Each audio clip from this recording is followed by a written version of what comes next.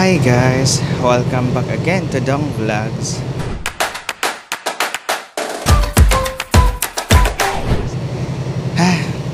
Sad ako ngayon guys dahil hindi ako makapunta na naman ng Frankfurt kung saan nakatira si Marvin. Dahil si Marvin nasa kindergarten pala. So hanggang ngayon yung hanggang ngayon siya sa kindergarten, mamaya ang alas 3 ng hapon. Bali, kahapon pa sana ako magbiyahe papuntang Frankfurt, 2 hours yun by train. Ay hindi, more than 2 hours pala kasi train. Pero pag car lang, nasa 1 hour and a half to 2 hours, depende sa traffic. So ngayon, nag-usap na kami ng papa niya na next weekend, sana walang strike. Kasi bukas pala guys, may liga dito, magluluto na naman ako ulit. So syempre sayang kung hindi ako magluto. Bali, ang plano ko sana noong kahapon Huwebes, punta ako doon ng morning. Tapos bukas, Sabado ng morning, babalik ako dito sa Bonn para makapagluto. Ayan. Pero sad to say guys, hindi ako makapunta dahil nga si Marvin nasa kindergarten. So hapon ko lang or gabi ko lang siya makikita. Kaya pinag-isipan na lang namin na pinagdesisyonan pala na next week na lang, kung walang strike. Next week punta ako ng Friday hanggang Sunday. Kasi mas maganda pag weekend nandoon kasi walang nasa bahay lang si Marvin. Syempre si Marvin yung puntahan natin. So dapat nandoon siya. So yun, kaya kahapon bilisan ko na lang. Bali, nagpaalam sana ako sa boss ko na hindi muna ako mag-work kahapon at ngayon. Pero since na hindi na tayo matuloy sa Frankfurt, nag-work na lang ako guys kasi sayang naman yung kikitain kung hindi ako mag-work. Tapos after mamaya mag-prepare na naman para bukas kasi may magpapalitson pala bukas guys, 7 kilos daw kasi may magpapabinyag. Ayan, so first time yun na mayroon magpapalitson sa atin, kaya kinabahan ako kasi syempre kailangan galingan, pasarapan, charot yun. Ngayon pala pa-work na ako guys.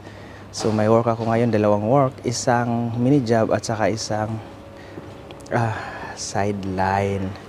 So yun, kung magtatanong kayo ano pala yung bakasyon ko, ang bakasyon ko yung main job ko talaga na malapit sa ating apartment.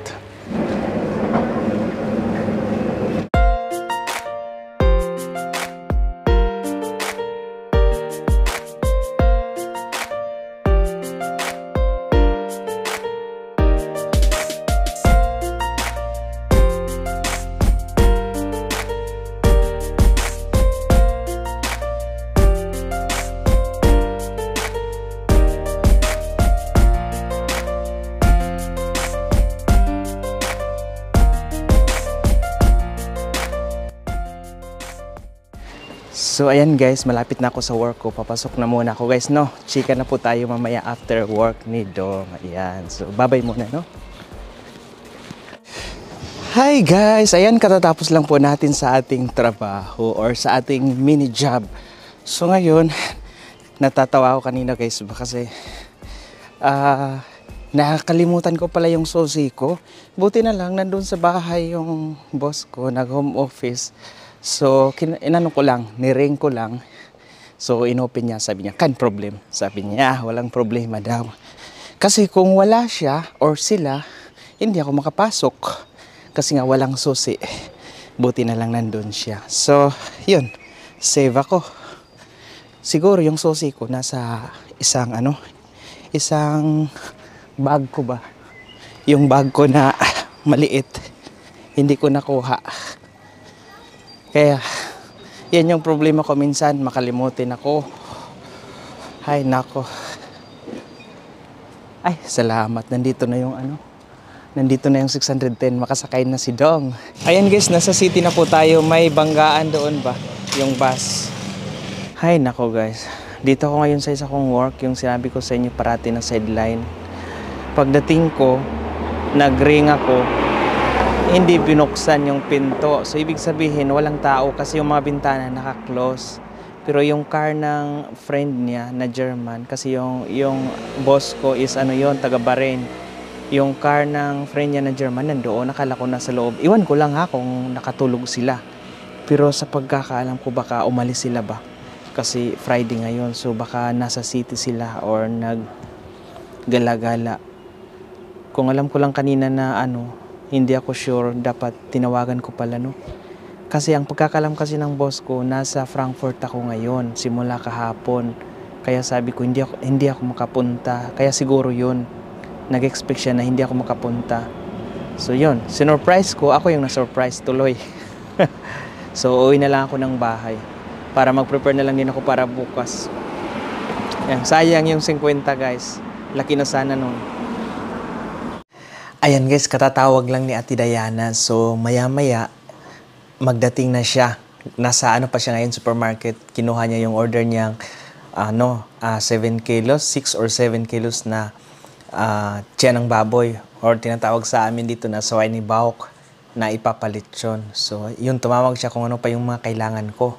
So, mamaya, puntahan natin siya sa baba. Kasi, kukunin natin yung para sa lechon bukas. Yung yung bibigyan niya ng lechon is yung yung kaibigan namin sa grupo na magpapabinyag pala ng anak bukas. Kaya pala, in-invite ako guys. So, hindi ako makapunta kasi 1 hour daw galing dito papunta doon sa reception. Pero yung binyag dito lang sa sa Bon. Kasi bukas, after ng lechon, habang naglilitsyon pala ako, magpiprepare ako ng lulutuin ng hapon para doon sa basketball court. Yun. So, hindi ako makapunta doon. Yun. Ayan guys, bababa na po tayo. In 2 minutes daw, nandito na si ate. Ang ganda ng paligid ngayon guys, napaka-green talaga kung makikita nyo.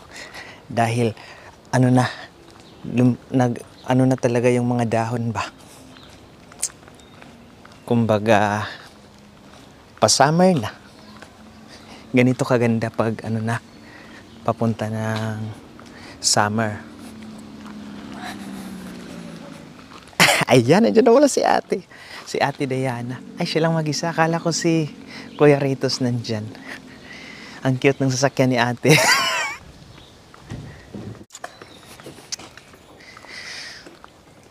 Malamig na pala guys. Pag wala ng araw ba, lumalamig agad? Nakalay ka sa sakalin. Hindi, sa camera. Nakakamera ka, paano mo bibitbitin to lahat? Bitbitin ko yan lahat. Yan yung mga bili mo. Oo, tingnan mo kasi, ito. Kaya ko yan ngayon. I-off Kasi ko na. ito, Yan, isang roll yan. isang buo, oo. Ito din. Pagka medyo malaki naman siya, okay na sigurong hindi mo na to isama. Check mo. Hindi, kailangan natin dalawahin sige. talaga. Di Ako na bahala. Ay, ano yan? Okay, para kay Grace. Manok. Ang pala, pakilagay mo. Para hindi ka maanuhan. Ay, dalhin mo pala yan, no? Oo. Yung pala bukas, si Grace. Si Mike. Oh, pala ni Mike? Anak.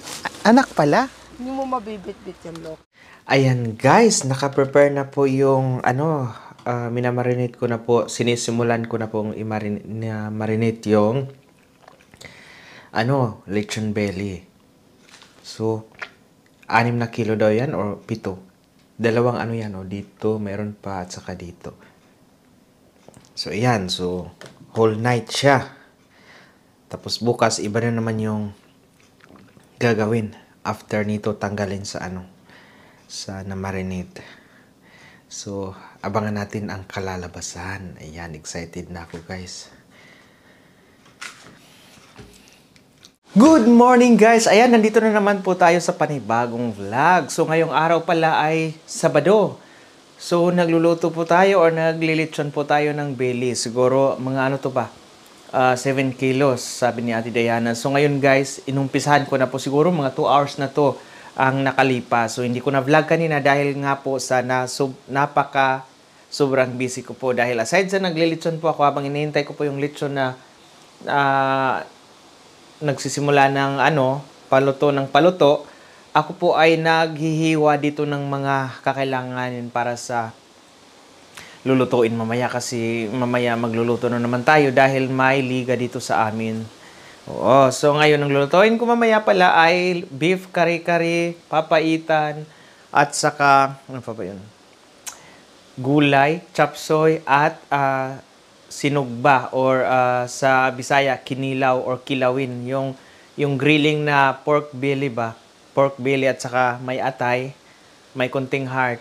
Yan. So, kung dati dinakdakan yung ginagawa natin ngayon, medyo kakaiba muna kasi kung lagi nilang dinakdakan, di ba? Medyo sa Bisaya sumol. So ngayon, ibahin natin ng konti. Lagyan natin ng pipino at saka radish. At saka iba pa. Basta mamaya na makikita niyo yung kalabasan niya. So ngayon, ipapakita ko po sa inyo kung ano po ang itsura na ngayon ng lechon belly. So tara! Natakam na ako guys. Nabusog na ako sa amoy. So, ayan guys, pasimula na po siya maging crispy. So, makikita nyo, ayan, may medyo na anuhan siya ba ng konti. Pero, kailangan ko siyang bantayan ngayon, baka masunog ba. Ayan, so, na siya, palutong na siya ng palutong. So, dinahandahan natin yung apoy. Para pag mamaya tamang-tama, pagkuha na mainit pa. So, ayan, para masarapan yung mga kakain yan. Ayan, shoutout pala sa aking friend na magpapabinyag ngayon ng kanyang anak, si Mike. Isa siyang sundalo dito sa Germany po. Ayan po. So, napakabait ni Mike. In-invite ako ni Mike, guys. Ang problema, mayroon akong gagawin mamaya nga. Diba, sabi ko magluluto ako kaya hindi ako makapunta sa kanila. Kasi 1 hour pala yung sa kanila papunta doon. So, yan. Malapit na po, guys. Siguro mga 1 hour and a half yan. Pwede na. Tamang-tama. So, ito po yung first time na naglechon po tayo ng malaki. 7 kilos. So, dati po naglilechon ako hanggang 4 kilos lang. So, ito malaki kaya 2 roll siya. So, sana masarap yung kalabasan guys kasi kinabahan ako. Siyempre, yung mga kakain, mga special na bisita ni Mike. Siguro yung iba, mga army, ayan. Baka si father nandoon pero di ko pa alam. So, yan. Yung mga ibang kaibigan namin, magpunta daw doon. Yun nga, ako hindi makapunta. Pero, ganun pa man, salamat, Mike, sa inyong pag-invite kay Dong. Ayan, friend. Hi, guys! Welcome back again to Dong Vlogs. So, nandito tayo ngayon sa labas ng ating balcony. So, kasalukuyang nag-aantay po tayo ng ating bisita. For the first time po na magpunta po sila dito, magkaibigan, dito po sa apartment ko. Matagal-tagal na po. Siguro, kailan ba yun? Last year kami nagkakilala. Dahilan sa basketball. So, naging customer ko din sila. Yung isa sa kanila, Bisaya. Yung isa, Tagalog from Manila. So, unplanned. Wala sa plano na magpunta sila ngayon. Biglaan lang.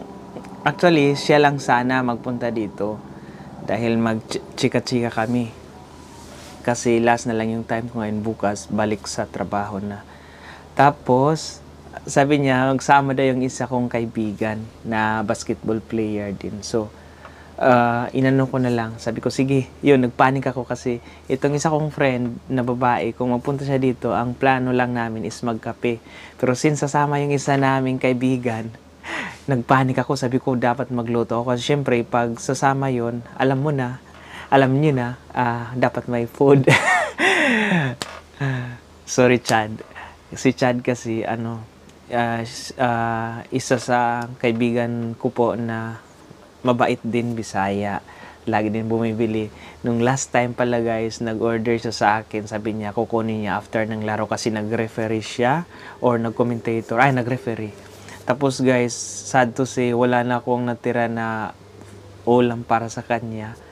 Kaya naawa ako. Tapos kagabi, sabi niya, magpa-reserve siya ng kari-kari.